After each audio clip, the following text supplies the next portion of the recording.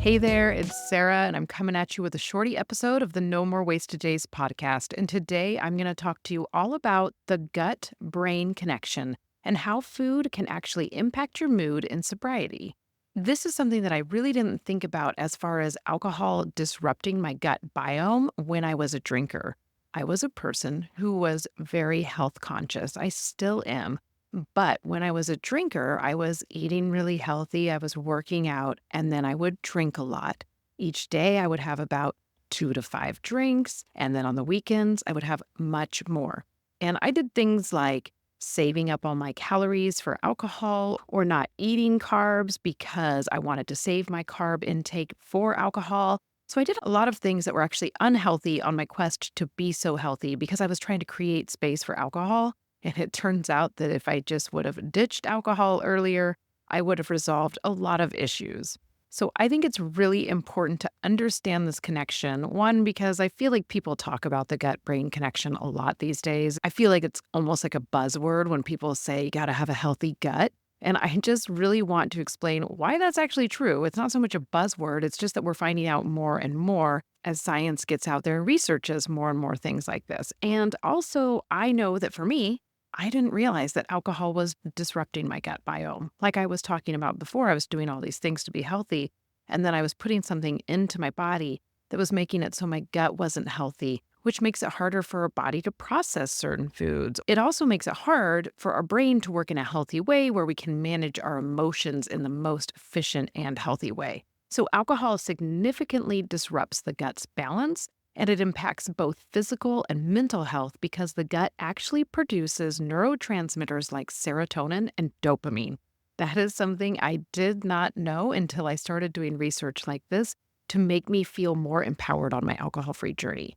And alcohol can also damage gut lining, alter microbiota, and reduce nutrient absorption, leading to mood swings, anxiety, and even depression. So, like I was saying, I would do things like try to eat really, really healthy food, eat a lot of fruits and vegetables. But then when you're drinking alcohol, your body isn't actually absorbing all of those nutrients. So, it's not really giving you all the benefits that you're hoping for.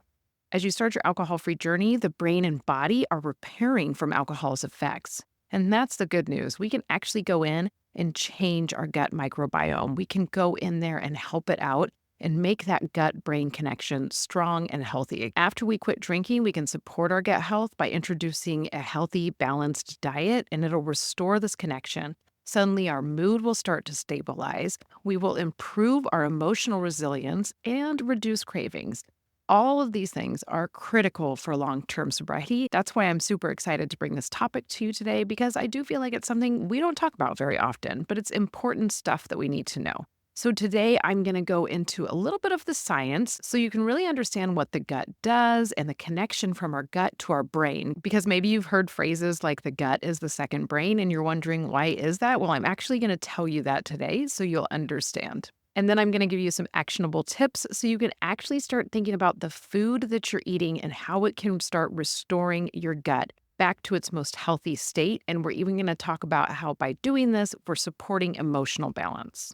All right, before we dive too far into this, I want to remind you that the waiting list is open to the Push to 100. Remember, the Push to 100 is going to be 100 days of being alcohol-free, all led by me, so you don't have to do it alone. I'm going to be by your side daily through the Push to 100. So you get to April 11th, which is actually the 100th day of the year, and you get to celebrate with me on a Zoom celebration that we'll do and hit that 100-day mark. It was a huge milestone for me when I hit those 100 days, and I still think even 5.5 years into my alcohol-free journey, it was one of my most favorite milestones to hit because it was the milestone that finally made me go, I think I'm doing this. I think I'm doing this whole alcohol-free life thing. So if you've really been trying to figure out how to take control of your relationship with alcohol, make it so taking on an alcohol-free life in the future doesn't feel so overwhelming, this is the challenge for you. Just head to the show notes and you'll see the link that you can click to get on the waitlist today. Remember, you can do this while you're listening to the episode, so you can get on the waiting list. You can keep listening to the episode. And then when enrollment opens on December 16th, you're able to hop in during that early enrollment period. All right, let's talk about understanding the gut-brain connection. So the gut and brain communicate biodirectionally through the vagus nerve, which is a major pathway that transmits signals along physical and emotional states. If you don't know where the vagus nerve is, it's a long nerve that runs from the brainstem all the way down through the neck and chest to the abdomen. So it really does run from our brain to our gut. And the vagus nerve is always talking to the gut microbiota. The gut microbiota is a diverse community of bacteria in the digestive system. It plays a key role by producing neurotransmitters like serotonin and dopamine that influence mood and behavior. These signals travel to the brain via the vagus nerve or through chemical pathways in the bloodstream. It creates a feedback loop that directly links gut health to emotional and mental well-being. So if you've ever wondered why people are always talking about this gut-brain connection, now you know. The vagus nerve is actually talking to our gut microbiota. The gut microbiota is actually producing serotonin and dopamine for us and sending it out to our body and making us feel good. So there's also the concept of the second brain. This is something that I've heard a lot. The gut is the second brain. It's what does so much thinking for us. And that's because it has the role in producing neurotransmitters like serotonin and dopamine. When you hear the term the second brain, it refers to the enteric nervous system in the gut. You may hear the enteric nervous system referred to as ENS as well.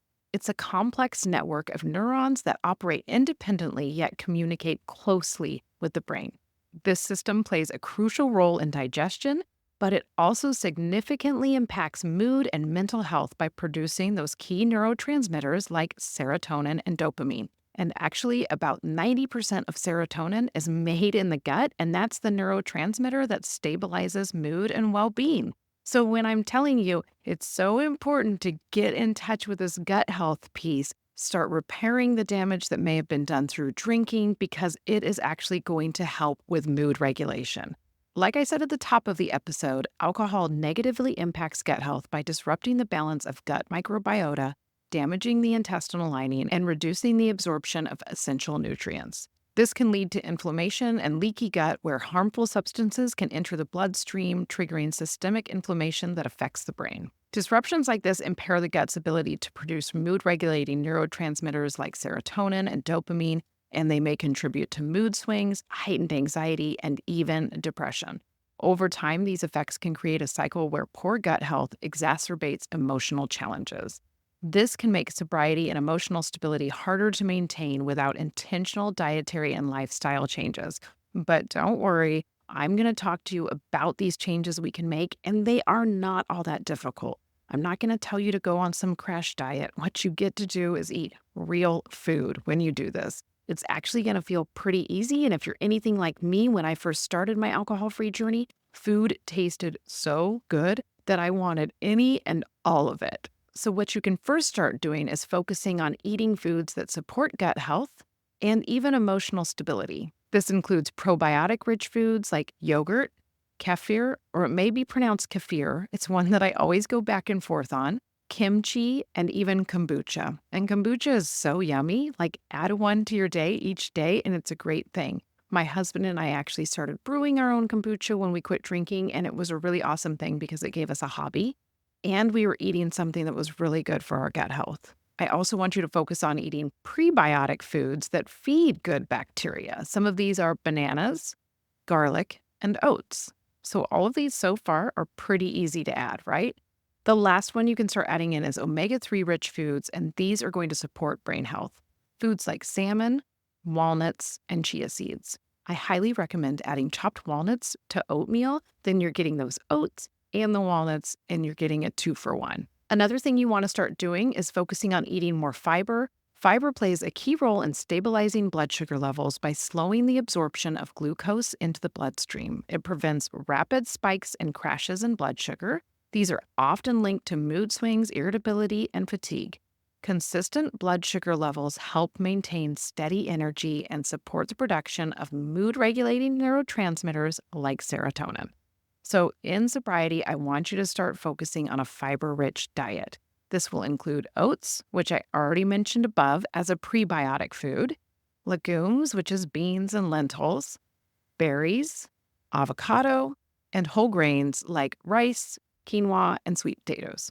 Another thing you do want to start doing, which is going to feel really tough if you're brand new to your alcohol free journey, is limiting the amount of sugar you eat. This can be hard because sugar actually offers us dopamine, and dopamine is what we got from drinking. So we're wanting that quick fix, and sugar is another quick fix. Now, I'm not going to tell you don't eat sugar at all, just totally quit, because that's really hard, especially when you're first quitting drinking. But if you're farther along on your journey, it's really important to start thinking about how much sugar you're actually eating because it can actually disrupt gut health by feeding harmful bacteria and depleting the beneficial gut microbiota. This can lead to imbalance in our gut, and that imbalance can cause inflammation and impair the gut's ability to produce those neurotransmitters like we want it to, like serotonin. Over time, these effects create a cycle of poor gut health and emotional instability, making it harder to maintain mental well being, especially during sobriety. And that's something we're already trying to fix right now by looking at our diet. So I just want you to honestly look at it.